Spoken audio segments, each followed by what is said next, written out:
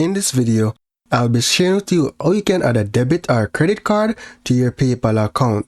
So whether you're using the mobile app or you're using the website, once you follow these steps, you'll be able to successfully link your card to PayPal. So first, we're going to sign in. So here I'm just going to log in.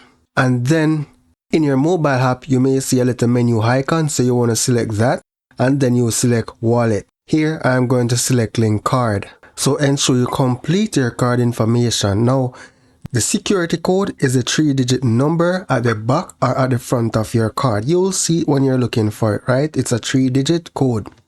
And then you're going to enter your billing address and then select link card.